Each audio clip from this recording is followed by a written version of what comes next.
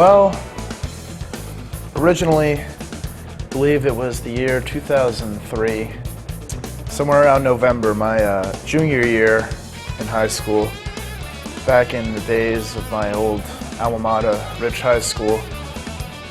My good friend and bandmate, Will Lulofs, was also in that gym class. And I had seen some pretty inspirational lyrics.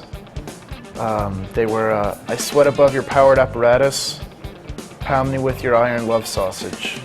Well, Batwolf basically started as me wanting to form something along the lines of Spinal Tap, actually, except with more of a nerdy Dungeons and Dragons type aspect to it, just because I thought it would be funny and entertaining. And this was during the second half of junior year when things were really starting to get pretty stressful.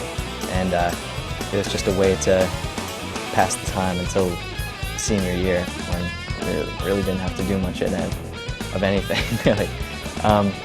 But as far as the name goes, it basically just combines two ridiculous sounding animals, and the best thing I could come up with was Batwolf. Well, I've been playing drums for about 10 years, and I was at a rock show featuring Thin Lizzy, AC/DC, and Kiss, and it was freaking awesome. It was like fire everywhere, babes, whole works. A couple of guys in the seats came up to me, and supposedly they had this great rock. They knew that I played drums somehow. I don't know. I was delusional at the time. Well, the first I heard of Batwolf was about a year ago when Saber-Tooth Siren sent me his design for the Batwolf t-shirt with the devil riding Batwolf and the I Love Satan t-shirt. So that's pretty cool. And he explained to me that was what band Batwolf was. And I was under the impression that it was him, River Styx Milk, Sorrel from Hellspawn, with Tommy Barnish and Adrian. But as time progressed, it turned out it was slightly different from that.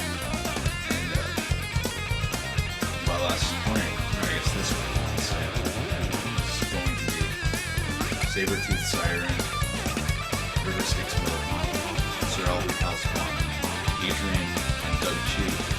But having played in bands like this, I wasn't surprised to find out that Doug and Adrian weren't available for practice once. So myself and Sam Deutsch offered to fill in the cool place.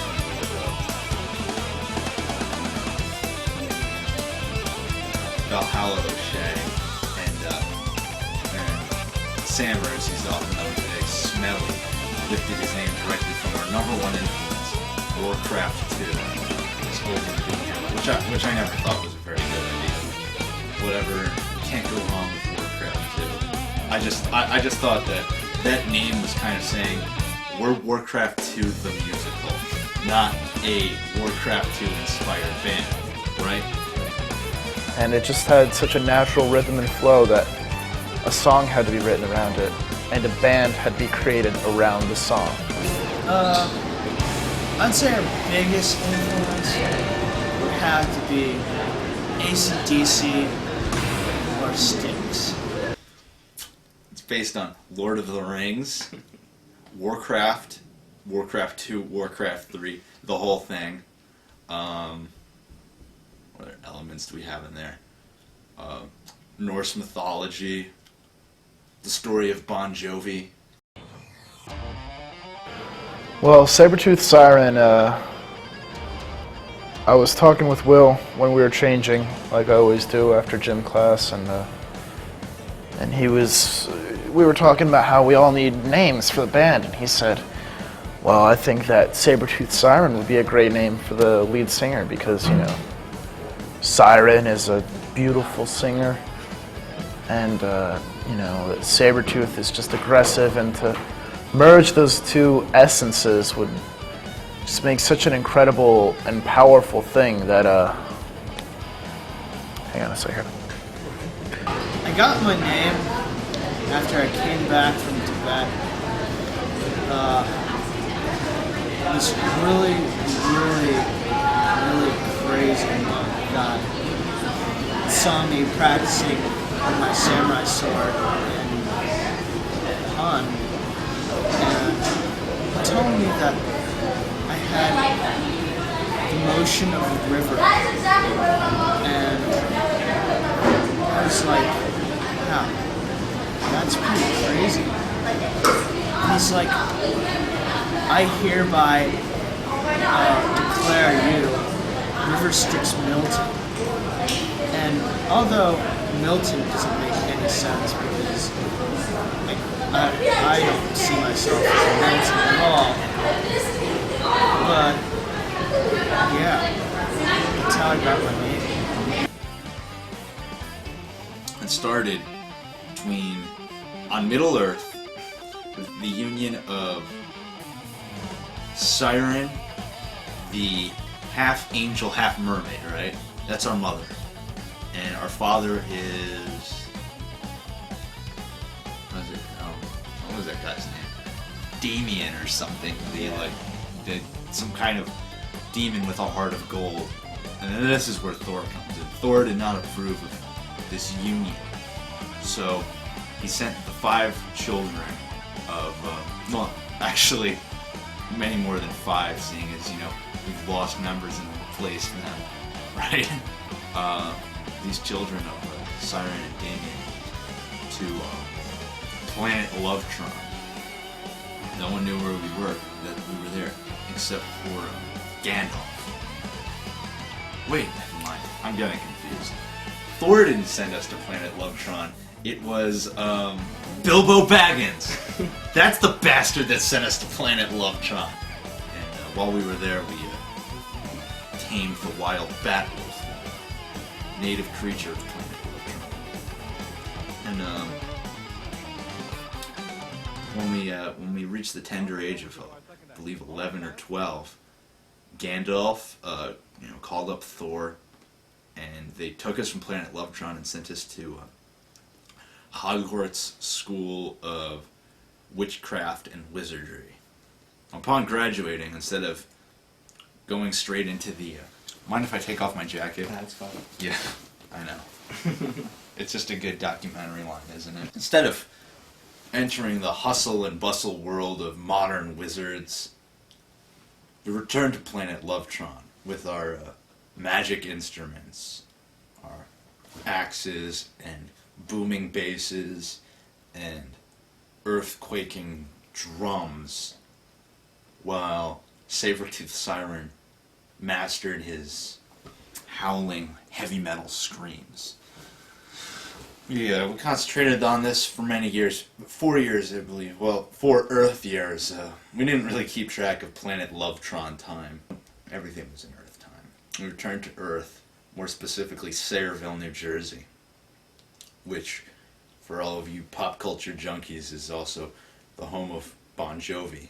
And we were sort of rivals, and we all know how that worked out. Right now there's a little dispute between the bloated drug corpse, Sam. Heroin, crack, regular cocaine, alcohol poisoning, DXM, PCP, and somehow a marijuana overdose. And Chris McEnany, our well-endowed bassist. Agreed. Grim Doomhammer was quite a funny character. He was an excessive drug user, and he was pretty much in his own world half the time. And I guess Valhalla couldn't really deal with that. And I don't know. If you ask my opinion, I think this whole quandary is horse honking.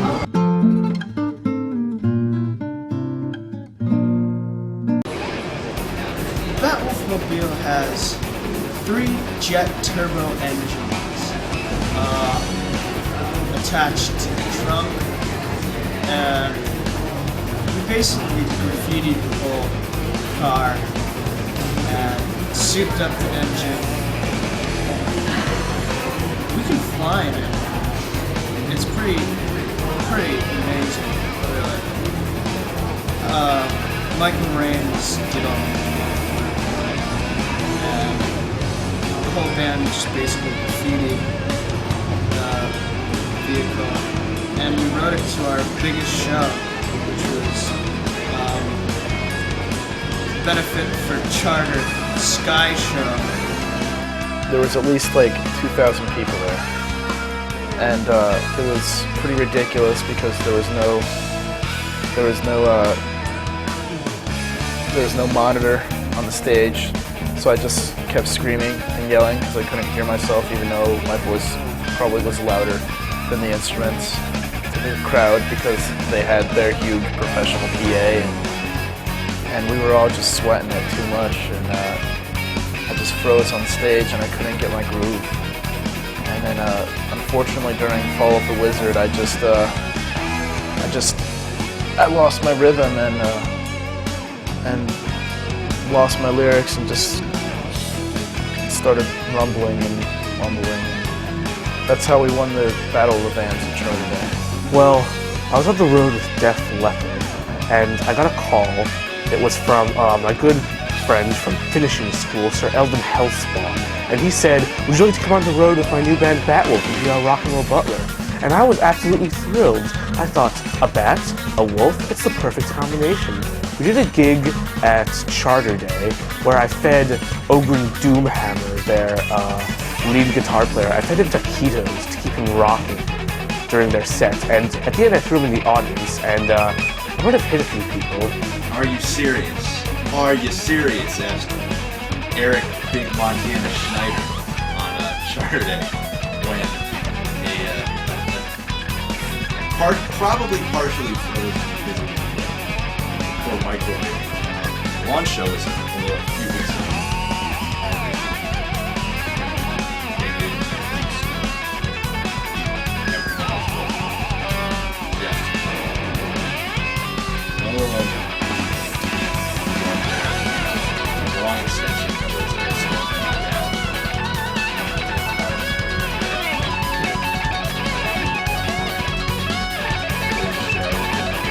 Move things around. We actually got shut down in the box. Honestly, that doesn't make any sense.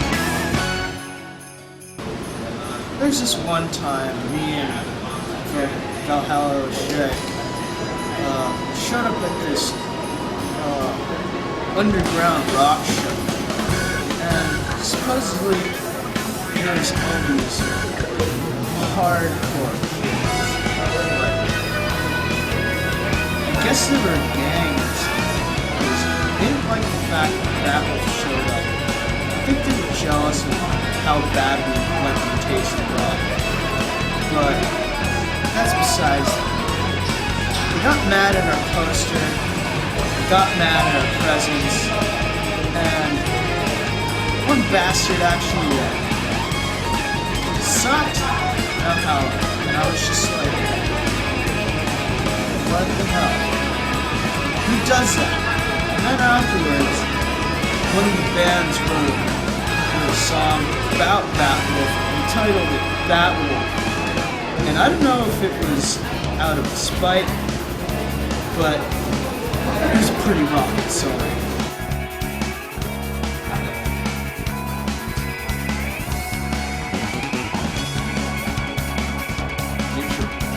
Batwolf was interesting without Oakland. Sabertooth Siren always had his like John Ellis. I hear he's not that good at guitar. What I always wondered is why Tim King was never in the band. I mean, I always thought he was going to be, but he wasn't. He's a perfectly handy guitar player and a good friend of ours. I mean, he's one of those people I've known a really long time, since, for over 11 years, because of YMCA soccer in first grade. Tell us about the situation currently with what the group is up to right now. Well, the group seems to be on hiatus right now, but I have great hope for the future of Batwolf. Yeah, it was a magical band, and just can't wait to get in the studio with these guys again and start recording, get some new material. I enjoyed every minute of it. Would I do it again? Absolutely. Absolutely, positively. Yes, yes. I'm a bear. Hello. I might have hit a few people. It was pretty bad. I could go, River Styx could go, Sir Elvin Hellspawn could go. We'd rather not, you'd rather not, but Sabertooth Siren, River Styx, and Elvin Sunglasses, that's it. That's what matters the most. Without those, there's no Batwolf. And without Love Commander, there's no Batwolf too. Come on, great song. Oh God! Oh man! This is rock! Blast! And it was great. It was like heartwarming, ear-shattering. Thanks to the good people at Cluck U for getting us great chicken.